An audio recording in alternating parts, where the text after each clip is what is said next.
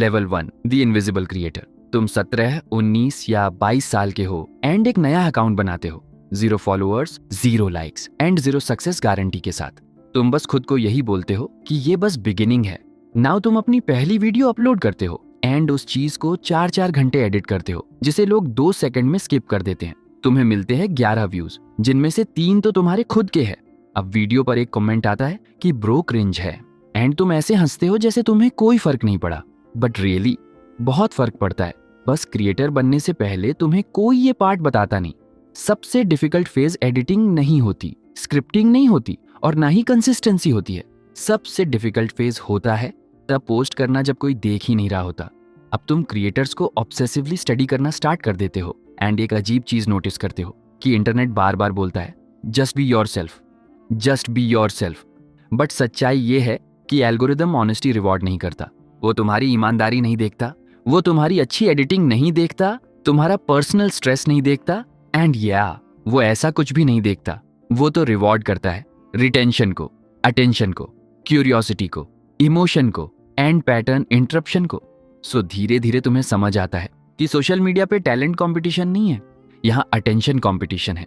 फिर तुम थंबनेल सीखना स्टार्ट करते हो, हुक्स पर ध्यान देते हो, स्टोरी टेलिंग पर ध्यान देते हो एंड ह्यूमन साइकोलॉजी को समझते हो। आई मीन तुम डोपामीन लूप से समझने लगते हो। इधर तुम्हारे फ्रेंड्स को लगता है तुम टाइम वेस्ट कर रहे हो। पेरेंट्स पूछते हैं पूरा दिन फोन में करता क्या रहता है, एंड ऑनेस्टली तुम्हारे पास भी उसका कोई प्रॉपर आंसर नहीं होता, कॉज बाहर से देखो तो ये स्टूपिड लगता है। एक बंदा कैमरा के सामने बात कर रहा है बस, बट यू नो अंदर से तुम दुनिया की सबसे वैल्यूएबल स्किल्स में से एक सीख रहे होते हो, जो है अटेंशन होल्ड करना। Level 2 the consistent creator. अब तुम रोज पोस्ट करते हो, मोटिवेशन की वजह से नहीं, एल्गोरिदम की वजह से, क्योंकि एल्गोरिदम डिसअपीयरेंस पनिश करता है। एंड देन तुम कंटेंट के बारे में एक ब्रूटल ट्रूथ समझते हो कि ऑडियंस को फर्क नहीं पड़ता तुमने कितनी मेहनत की, उन्हें फर्क पड़ता है वॉच करते वक्त उन्हें क्या फील हुआ। दैट्स द रीजन तुम खुद के लिए क्रिएट करना बंद कर देते हो। तुम ह्यूमन बिहेवियर के लिए क्रिएट करना स्टार्ट कर देते हो। तुम स्टडी करते हो कि लोग क्लिक क्यों करते हैं, लोग स्टे क्यों करते हैं एंड शेयर क्यों करते हैं। फिर तुम नोटिस करते हो कि फियर लॉजिक से ज्यादा फास्ट स्प्रेड होता है, क्यूरियोसिटी इन्फॉर्मेशन से ज्यादा फास्ट स्प्रेड होती है और आइडेंटिटी फैक्ट से ज्यादा फास्ट स्प्रेड होती है।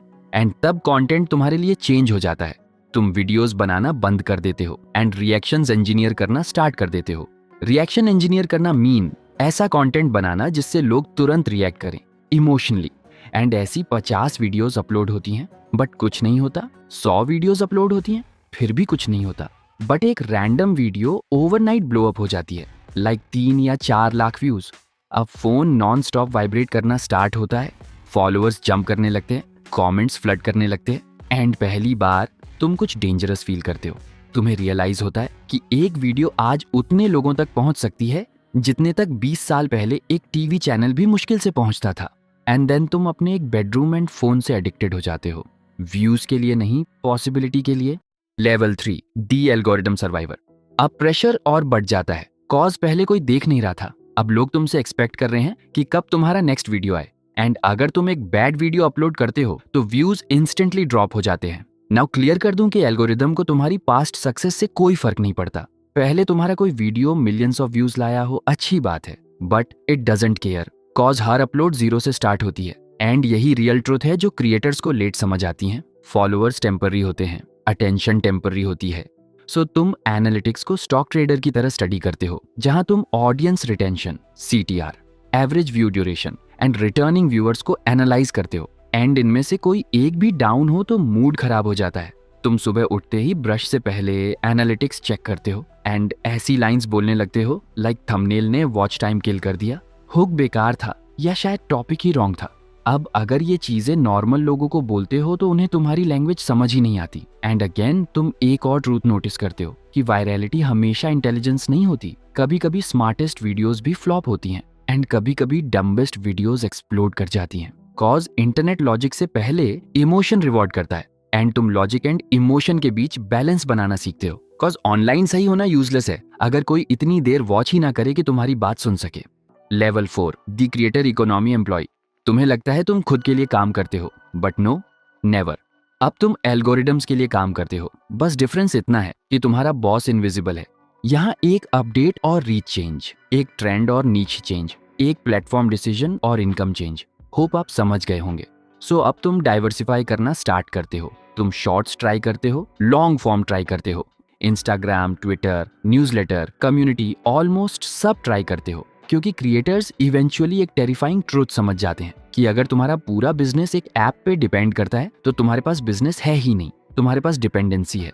ब्रांड डील्स आनी स्टार्ट होती हैं। कंपनी सडनली ऐसे एक्ट करती हैं जैसे डे 1 से तुम पर बिलीव करती थी, बट आप जानते हो कि वो आपको जानती भी नहीं थी। एंड अब भी वो आप पर बिलीव नहीं करती, वो अटेंशन पे बिलीव करती हैं, क्योंकि क्रिएटर्स एक्चुअली वही तो सेल करते हैं। वो वीडियोस सेल थोड़ी करते हैं, वो एडिटिंग सेल थोड़ी करते हैं, वो सेल करते हैं अटेंशन। एंड एक क्रिएटर जिसके पास लॉयल अटेंशन है, वो $1 बिलियन वाले एड से भी ज्यादा सेल कर सकता है, क्योंकि ट्रस्ट मार्केटिंग से ज्यादा पावरफुल स्केल होता है।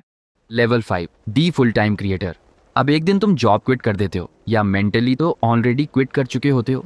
अब जॉब तुम्हारी हॉबी नहीं रही, कॉज अब घर का खर्च कंटेंट से चलेगा। एंड अचानक उस मोमेंट पे वीडियोस बनाना फन फील नहीं होता, एंड अब ये काम लगने लगता है।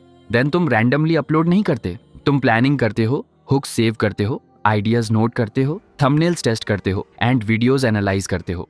उस मोमेंट पे तुम्हें रियलाइज होता है कि टॉप क्रिएटर्स सिर्फ क्रिएटिव नहीं होते, वो एक प्रॉपर मीडिया बिजनेस की तरह काम करते हैं। सो तुम एडिटर हायर करते हो, थंबनेल डिजाइनर हायर करते हो, एंड कभी कभी स्क्रिप्ट राइटर भी। फिर क्वेश्चन ये नहीं होता वीडियो कैसे बनाऊं, अब क्वेश्चन होता है कि वीडियो ज्यादा लोगों तक कैसे पहुंचाऊं। एंड यहीं पे क्रिएटर्स बर्नआउट फील करना स्टार्ट करते हैं, कॉज इंटरनेट तो कंसिस्टेंसी रिवॉर्ड करता है, बट इंसान का ब्रेन हर दिन परफॉर्म करने के लिए डिजाइन नहीं हुआ। रोज इंटरेस्टिंग नहीं लग सकता, रोज एनर्जेटिक नहीं रह सकता, रोज रेलिवेंट नहीं रह सकता। ये तो टायरिंग होता है। अब लोग तो सोचते हैं क्रिएटर्स बस कैमरा के सामने बोलते हैं, क्योंकि उन्हें प्रेशर नहीं दिखता। उन्हें नहीं दिखता रेलेवेंट रहने का प्रेशर, व्यूज मेंटेन करने का प्रेशर, डिसअपियर ना होने का प्रेशर। उन्हें जस्ट कुछ भी नहीं दिखता। सो इंटरनेट पे अगर तुम रुक गए तो लोग बहुत जल्दी मूव ऑन कर देते हैं। Level 6, the influential creator.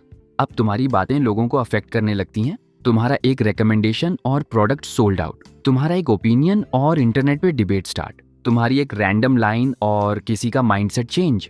सो अब तुम्हें समझ आता है कि अटेंशन इन्फ्लुएंस में कन्वर्ट होती है, इन्फ्लुएंस मनी में कन्वर्ट होता है, एंड मनी फ्रीडम में। यही न्यू इंटरनेट इकोनॉमी है। और जो लोग इस गेम में जीत रहे हैं वो कैमरा से ज्यादा लोगों की साइकोलॉजी समझते हैं, क्योंकि ह्यूमन ब्रेन फेमिलियर फेसेस और वॉइसेस पे ट्रस्ट बिल्ड करता है, एंड लोग आपका फेस और आवाज ऑलरेडी जानते हैं। दैट्स द रीजन आज लोग क्रिएटर्स पे कंपनी से भी ज्यादा ट्रस्ट करते हैं। अब तुम जो भी बोलते हो सोच समझ के बोलते हो, क्योंकि एक केयरलेस सेंटेंस सालों की ट्रस्ट डिस्ट्रॉय कर सकता है। तुम क्रिएटर्स को ओवरनाइट फेमस होते भी देखते हो, एंड ओवरनाइट गायब होते भी, कॉज इंटरनेट फेम दूर से स्टेबल लगती है, बट एक्चुअल में बहुत अनप्रेडिक्टेबल होती है। Level 7, the creator business. एक पॉइंट के बाद तुम्हें रियलाइज होता है कि कंटेंट कभी फाइनल गोल था ही नहीं, वो तो अटेंशन था।